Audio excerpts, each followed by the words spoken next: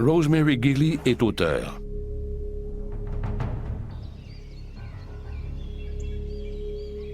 En octobre 2010, elle décide d'aller faire une randonnée dans le Fawnstalk State Park de New York. Je suis allée marcher seule, ce qui n'est pas toujours une bonne idée. Il n'y avait personne sur le sentier et je me suis dirigée vers ce qu'on appelle la Chambre du Roi. La Chambre du Roi est une des mystérieuses structures façonnées par l'homme à cet endroit. Personne ne sait qui les a construites ni pourquoi. Plusieurs visiteurs y ont déjà vécu des expériences paranormales. Certains pensent qu'elles ont été construites par les Amérindiens. D'autres croient qu'elles sont l'œuvre de colons européens ou même de druides de l'Antiquité. Personne ne le sait vraiment. Mais lorsque Rosemary pénètre dans les ruines, elle a une impression bizarre. J'ai senti une présence. J'avais l'impression que quelqu'un m'observait ou que quelque chose d'inhabituel était sur le point de se produire. Malgré ses hésitations, Rosemary continue son parcours. Elle ne tarde pas à s'en repentir. J'ai vu une forme sombre se déplacer entre les arbres devant moi. Elle avait quelque chose de sinistre. Cette ombre était grande et mince, et sa silhouette rappelait celle d'un humain. Elle était noire comme l'encre. Ses contours étaient flous, et la partie inférieure semblait un peu s'estomper. Elle n'avait pas de traits faciaux, pas d'yeux. Pourtant, je sentais qu'elle me regardait. C'était terrifiant. L'imagination de Rosemary lui joue-t-elle des tours? Ou alors, une personne ou une chose l'a-t-elle suivie dans la chambre du roi? Ce n'était pas une apparition. On le sent quand on rencontre quelque chose qui ne fait pas vraiment partie de ce monde. Alors, qu'est-ce que c'était? Rosemary ne reste pas là pour tenter de le savoir. C'était comme dans un film, quand les gens sont en danger et qu'une voix leur dit « Va-t'en, il est temps de partir ». Qu'a donc vu Rosemary Gilly? Cette ombre était-elle dangereuse? Ou était-ce quelque chose d'encore plus sinistre? Elle n'est pas la seule à avoir vécu une telle expérience. Des centaines de personnes affirment avoir rencontré des créatures humanoïdes sombres et translucides. Elle les appelle les gens de l'ombre. Mais qui sont ces gens de l'ombre? Rosemary en est venue à une conclusion étonnante. Les gens de l'ombre viennent de dimensions parallèles qui sont ici, sur cette planète. Ils sont près d'une certaine courbure dans l'espace où on ne peut pas les voir normalement, sauf dans certaines circonstances. Les gens de l'ombre sont-ils des intrus venus d'une dimension parallèle? Si oui, comment ont-ils traversé dans notre monde? Et que veulent-ils? Christopher French est psychologue. Il pense qu'il existe une explication simple à ce mystère. Ces apparitions sont tout simplement des ombres. On dit qu'elles se déplacent rapidement. Elles sont là, et le moment suivant, elles sont ailleurs. Cela rappelle beaucoup le mouvement d'une ombre. Les gens de l'ombre ne sont-ils vraiment que des ombres? Si oui, comment peuvent-elles avoir une forme aussi humaine?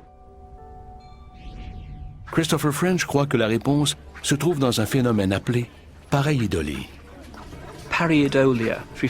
La pareidolie est une illusion qui fait qu'on est porté à voir des formes humaines là où il n'y en a pas.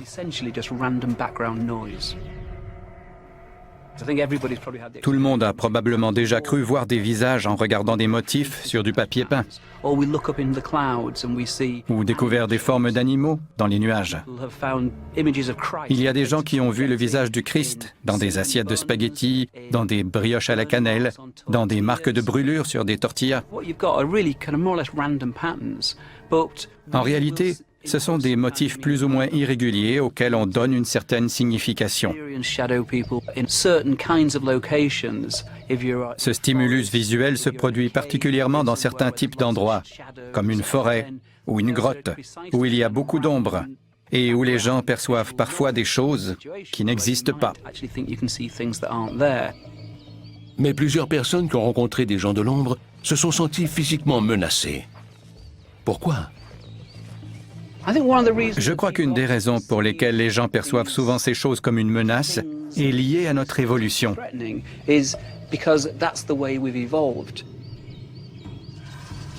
Prenons l'exemple de deux hommes de l'âge de pierre. Le premier croit qu'un macérodonte est peut-être caché dans un buisson. Le deuxième décide rapidement qu'il y en a un dans ce buisson et il s'enfuit. Le premier homme continue de se gratter la tête en se demandant si c'est vraiment un macérodonte et il se fait dévorer. Selon vous, lequel transmettra ses gènes? Nous avons évolué pour survivre. Notre instinct de survie nous incite-t-il à croire qu'une ombre est une créature terrifiante? Des gens tout à fait sains d'esprit voient parfois des choses qui ne sont pas là. C'est un phénomène courant. Certaines parties du cerveau sont programmées pour reconnaître les formes et les visages humains. Et parfois, ces parties du cerveau réagissent devant des ombres. Les gens de l'ombre sont-ils simplement des ombres? Rosemary Gilly n'en est pas convaincue. Ce n'était pas un effet de mon imagination, c'était une évidence. Une ombre noire se déplaçait entre les arbres. Une femme fait une rencontre terrifiante avec une ombre à forme humaine. Son imagination lui joue-t-elle des tours? S'agit-il d'un visiteur venu d'un monde parallèle? Philip Imbrogno est un chercheur qui s'intéresse aux phénomènes paranormaux. Selon lui, la réponse est évidente. Les cas que j'ai étudiés concernant les gens de l'ombre me portent à croire qu'ils sont interdimensionnels. Ils sont intelligents. Ils appartiennent à une race qui existait avant les humains. Ils vivent dans une dimension qui est très proche de la nôtre. C'est une théorie étonnante, mais elle soulève une grande question. Comment peut-on savoir que de telles dimensions existent? Philip Imbrogno croit que l'explication se trouve dans la force de gravité et son élément constituant, le graviton. Un graviton est une particule hypothétique qui relie tout l'univers. Les gravitons circulent entre les dimensions comme une vague. Ces particules exercent une attraction, comme une attraction magnétique.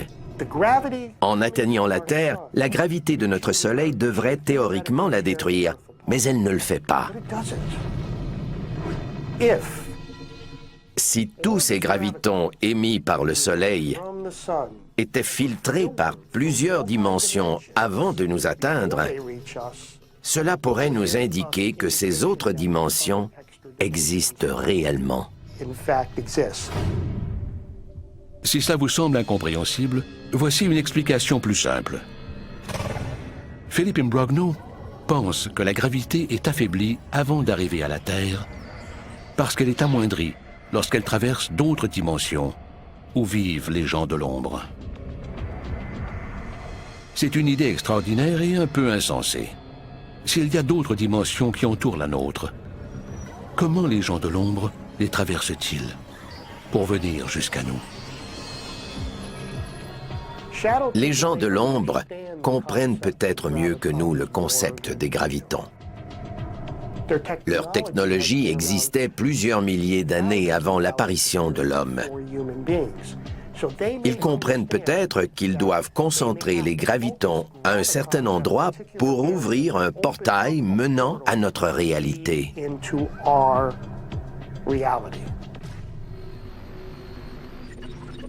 Philip Imbrogno dit qu'il aura bientôt des preuves scientifiques irréfutables pour appuyer sa théorie. Lorsque ces dimensions seront ouvertes, on devrait voir un afflux de gravitons. Cette interaction est mesurable. La recherche passionnante à laquelle je participe actuellement permettra de construire des appareils pouvant détecter de grandes quantités de gravitons pour prédire à quel moment les gens de l'ombre apparaîtront. Les gens de l'ombre utilisent-ils la gravité pour ouvrir des portails menant à notre dimension? Et s'ils le font, que veulent-ils au juste? Je pense que le principal objectif des gens de l'ombre est d'en apprendre le plus possible à notre sujet en nous observant. Certains pourraient trouver cela très inquiétant. Pour ma part, j'aimerais penser qu'ils viennent tout juste de nous découvrir et que leur curiosité à notre égard est semblable à celle que nous éprouvons envers eux. Et qu'un jour peut-être, ils manifesteront leur présence et tenteront de coexister avec nous parce que nous sommes voisins. La créature de l'ombre que Rosemary Gilly a rencontrée était-elle curieuse? Une invasion d'individus venus d'une dimension voisine nous menace-t-elle? Devrions-nous avoir peur? Ou ces êtres ne sont-ils qu'un effet trompeur de la lumière? Bizarre. Ou quoi?